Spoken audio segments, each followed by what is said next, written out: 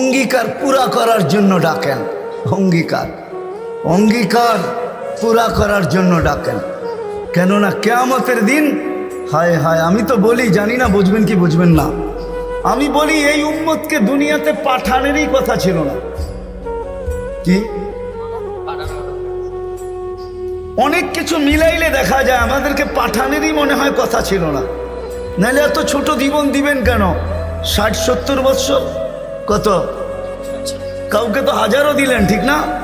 আমাদেরকে 60-70 বৎসর দিয়ে কেন পাঠাইলেন? আবার 60-70 বৎসর দেওয়ার পরেও 2 পর্বে আমাদের জীবনটাকে আল্লাহ কমায় দিছেন, লেস করে দিছেন, বাদ দিয়া দিছেন। প্রথম 15 বৎসর হিসাবে আসবে না, যতক্ষণ পর্যন্ত বালেগ না হয়, কলম তার বিরুদ্ধে যায় না, পক্ষে চলতে পারে, বিরুদ্ধে চলবে না, রুফিয়াল কালাম। এইখানে 15 বৎসর বাদ। তারপরে যেটা থাইকা যায় 60 আর 70-এর ভিতর থেকে, যতক্ষণ আমরা ঘুমাই 4-6 ঘন্টা আর 8 ঘন্টা, এটাও কলম উঠানো থাকে, আমাদের বিরুদ্ধে যায় না, এটাও মাপ, এটাও। তাইলে আর থাকলো কি? কোরআন আমাকে বুঝায় এত অল্প সময়ের জন্য কেন পাঠাইলেন। তাহলে কোরআনের ভিতরে ডুব দিলে মনে হয় বুঝে আসে। আল্লাহ মনে করেন যে কেন পাঠাইলাম, কিয়ামতের দিন তোমাদেরকে আমার পক্ষে সাক্ষী হিসাবে আমার পাশে দাঁড় করাবো।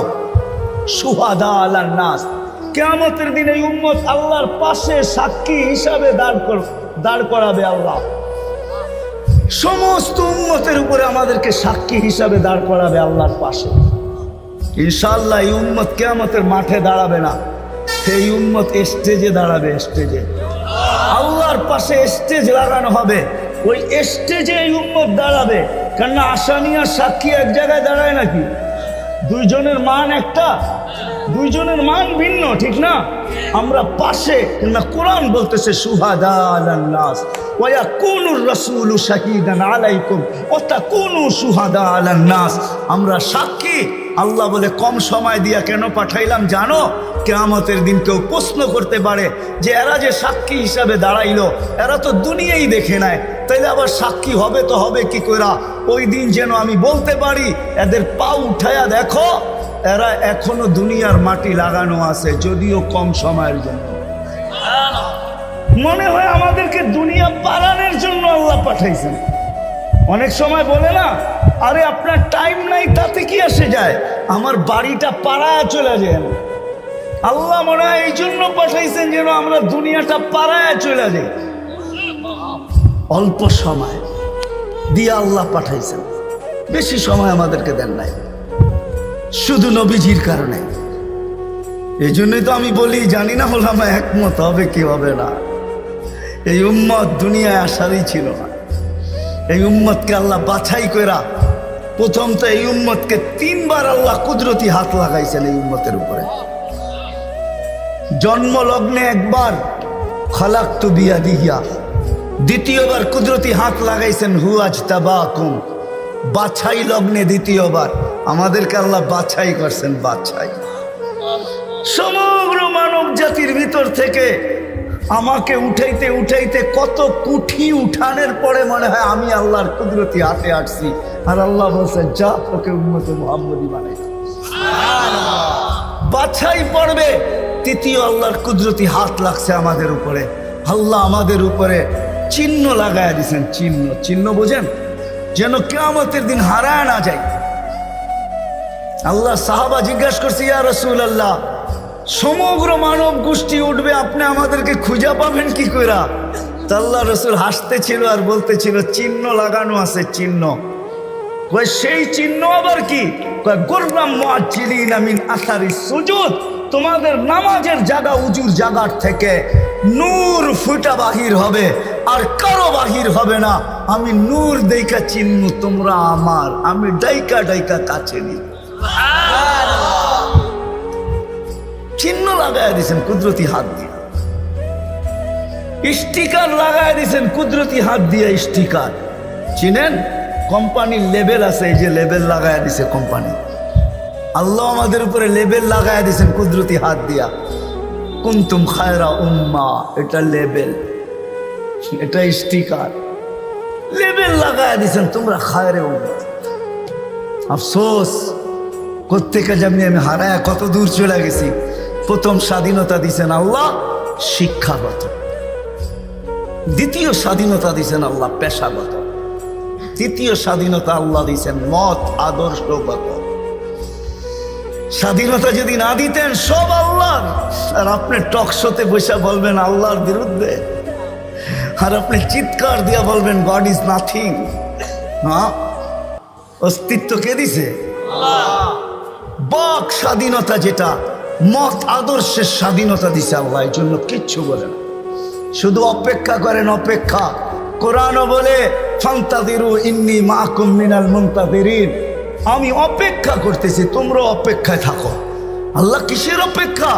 ইদা জা আজালু, সীমারেখা আসতে দেরি, আখাযনাহু বাগতাতান, তোমাকে আমি ছো মাইরা উঠাইতে দেরি করবো না।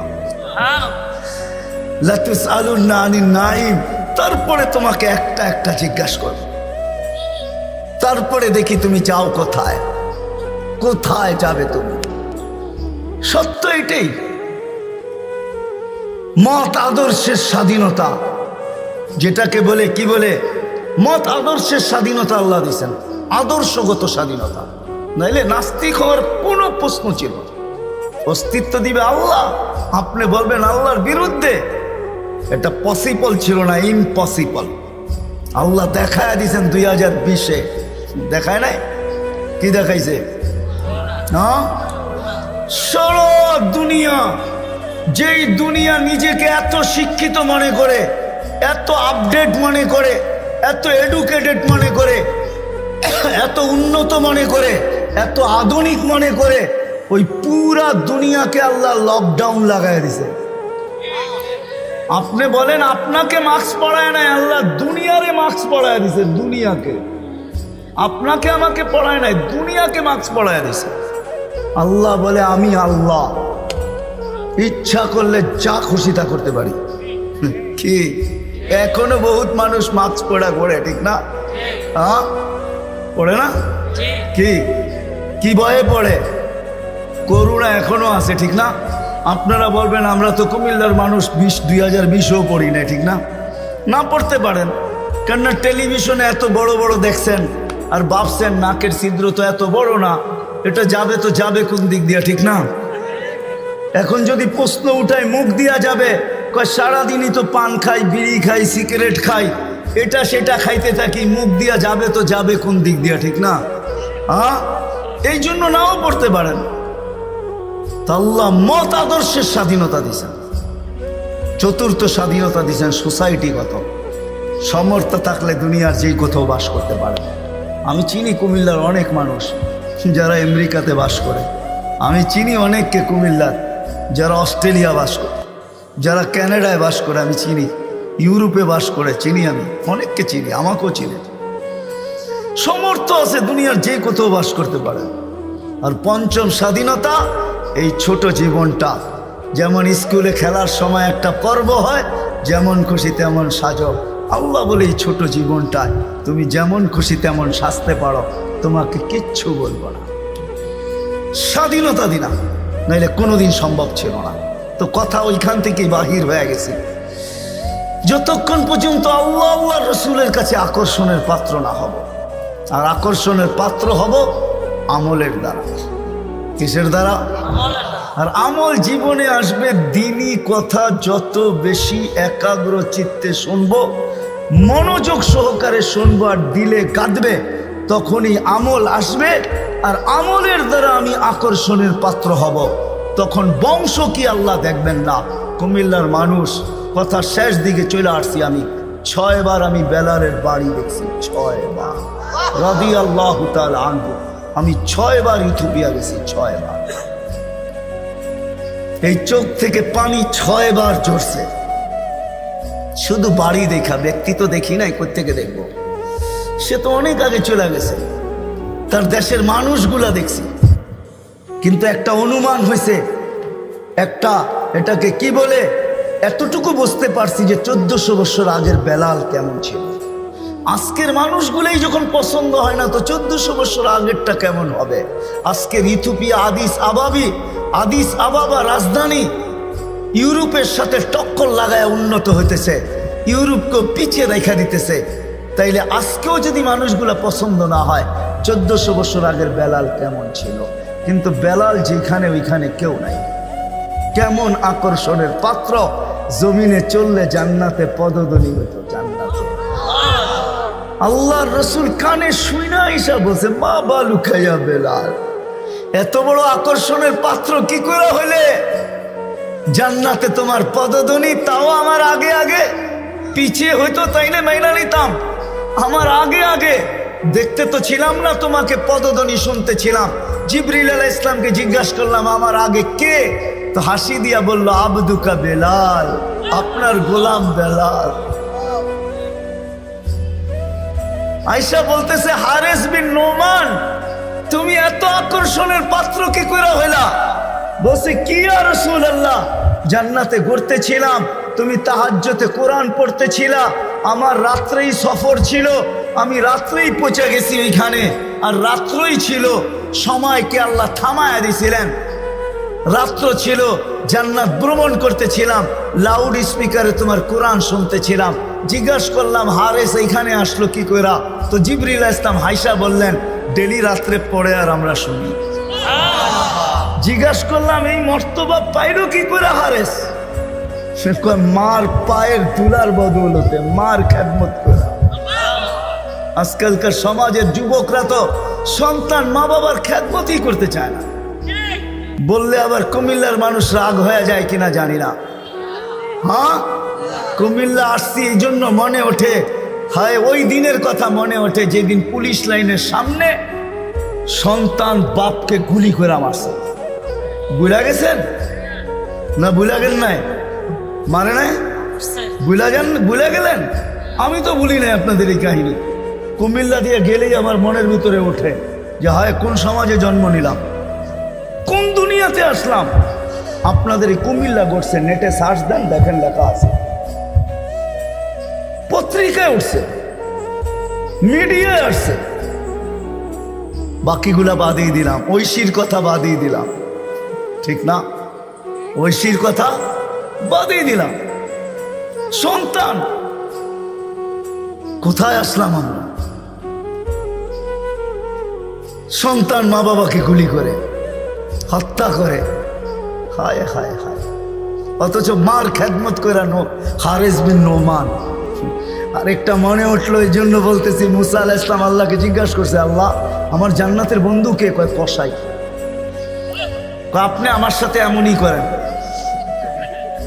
যেটা জিজ্ঞাসা করি সাথে সাথে জবাব দিয়া দেন। আমি আর কসাই মিল হইল কোথায়? আল্লাহ বলে, সিদ্ধান্ত এটাই, ওয়াকাউলুন আল ফাসাল, আমাদের সিদ্ধান্তই সিদ্ধান্ত। আচ্ছা ঠিকানা দেন, যায় দেখি কি আমল করে। তো যায় দেখে, হ্যাঁ কসাই।